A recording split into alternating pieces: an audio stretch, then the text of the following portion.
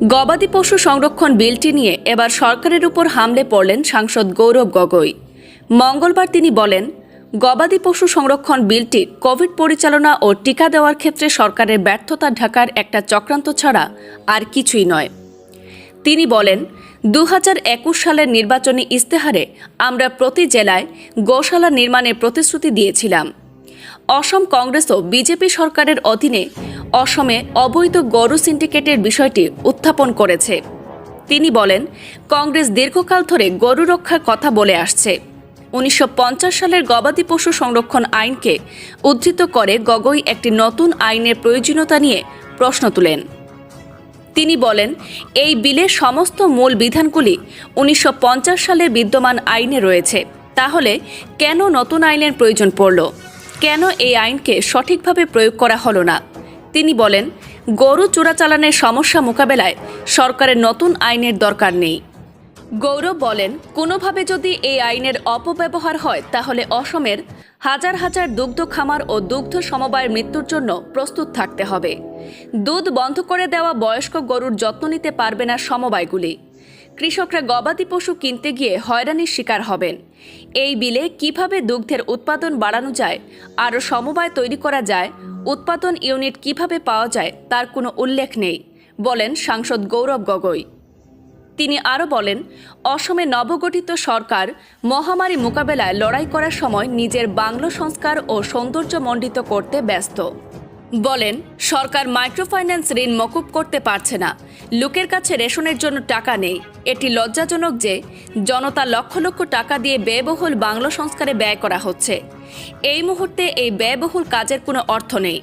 এটা বর্ধমান টোল, সেস ইত্যাদির বোঝায় নুব্জ হয়ে পড়া মানুষের দুর্ভোগ লাঘব করতে কিছু করার ক্ষমতা রাখে না। তিনি বলেন, দুগ্ধজাত উৎপাদন বাড়ানোর জন্য কংগ্রেস বিশ্বব্যাংকের প্রকল্প অসমে নিয়ে এসেছিল। গগৈর অনুরোধ, রাজ্যের জন্য এমন একটি আধুনিক ও পেশাদার দৃষ্টিভঙ্গির প্রয়োজন যেখানে আইনের শাসন এবং গণতন্ত্রের নীতিগুলি বহাল থাকবে, যা কোনো একক ব্যক্তির দ্বারা নিয়ন্ত্রিত হয় না। নমস্কাৰ বন্ধুসকল, আজি আপোনালোকে এই সংবাদমেলত আহিছে, মই আপোনালোকক ধন্যবাদ কৃতজ্ঞতা জ্ঞাপন কৰিছোঁ। আপোনালোকে জানে বৰ্তমানৰ অসমৰ অৱস্থা ভাল নহয়। অৰ্থনৈতিকভাৱে মানুহে যথেষ্ট কষ্ট পাইছে। মূল্য বৃদ্ধি প্ৰত্যেক ক্ষেত্ৰত পেট্ৰল ডিজেলৰ দামত দেখা পাইছে। লগে লগে আজি কোভিডৰ বাবে যি লকডাউন হ'ল, মানুহৰ হাজিৰা কৰিবলৈ সুবিধা পোৱা নাই, কাম কৰিবলৈ সুবিধা পোৱা নাই। আৰু এই অৰ্থনৈতিক অৱস্থা আজিৰ পৰা নহয়, আজিৰ পৰা যোৱা 4-5 বছৰৰ পৰা চলি আছে। বহুতে আপোনালোকে দেখা পাইছে, আজি মাইক্ৰ' ফাইনেন্সৰ লোন লৈ আজি ঘৰৰ অৱস্থা আৰু বেয়া লৈ গৈছে। আৰু নতুন চৰকাৰ আহিছে। নতুন চৰকাৰ অহাৰ পিছত অসমৰ দুখীয়া সমাজক কিদৰে সহায় কৰিব লাগিছে, এই নতুন চৰকাৰ ৰাইজক সহায় কৰাতকৈ নিজৰ দিছপুৰৰ বাংলো কিনি আৰু কেনেকৈ ভালকৈ সজাব পাৰে আৰু কেনেকৈ বহল কৰিব পাৰে তাৰ ওপৰত গুৰুত্ব দিছে। যথেষ্ট লজ্জাজনক কথা কি, যি সময়ত মাইক্ৰ'ফাইনেন্স লোন ঘূৰাই দিব পোৱা অৱস্থাত নাই, মহিলাসকলে নিজৰ ঘৰখিনি বিক্ৰী কৰিবলৈ হৈছে।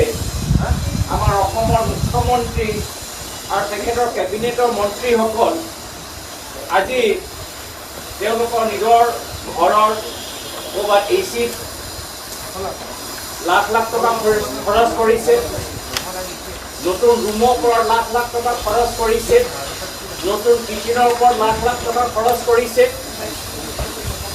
এই গোটেই কথাটো মই ভাবোঁ এটা তদন্ত হ'ব লাগে। প্ৰথমে অমানৱীয় যি সময়ত আজি মূল্য বৃদ্ধি হৈছে, মানুহৰ খাবলৈ পইচা নাই, কণ্টেইনমেণ্ট জোনত থাকিবলৈ হ'লে তেওঁলোকৰ ঘৰত উপযুক্ত ৰাচন পোৱা নাই, আৰু অসমৰ বিজেপি চৰকাৰৰ মন্ত্ৰীসকল নিজৰ বাংলো বহল কৰিবলৈ লাগি গৈছে। সুন্দৰ কেনেকৈ কৰিব পাৰে তাৰ বাবে লাগি গৈছে। আজি গোটেই এটা লিষ্ট আছে মোৰ লগত PWD বিভাগৰ এটা লিষ্ট আছে কি ইয়াত কাম হৈছে মই প্ৰথমে আপোনালোকক মই জনাবলৈ বিচাৰিছোঁ কি এই প্ৰত্যেক বাংলো ওপৰত কোটি টকা ওপৰত খৰচ হৈছে নিৰ্মাণ কৰোঁতে এটা বাংলো 3.5 crores বা 3.6 crore কোটি টকাৰ ইয়াৰ ওপৰত খৰচ হৈছে আৰু এইখন বাংলোত বৰ্তমানৰ চৰকাৰৰ মন্ত্ৰীসকল যোৱা 5টা বছৰ থাকিলে যোৱা 5টা বছৰ থকাৰ পিছত এতিয়া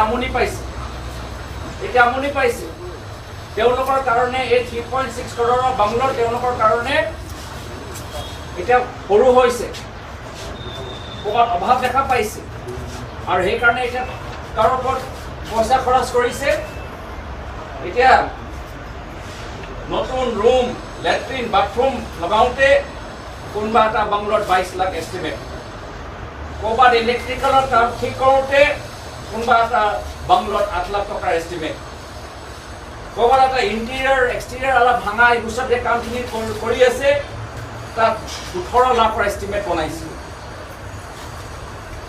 ক'ৰবাত 34 লাখৰ তাত একো বিৱৰণে নাই কি কৰিব খালি ৰেনোভেশ্যন লিখি থৈছে আৰু ৰেনোভেশ্যনত 34 লাখৰ এষ্টিমেট দি দিছে ক'ৰবাত AC লাগে গেট লাইট লাগে চিলিং লাগে ফেন লাগে তাৰ কাৰণে 7 লাখ টকাৰ এষ্টিমেট বনাইছে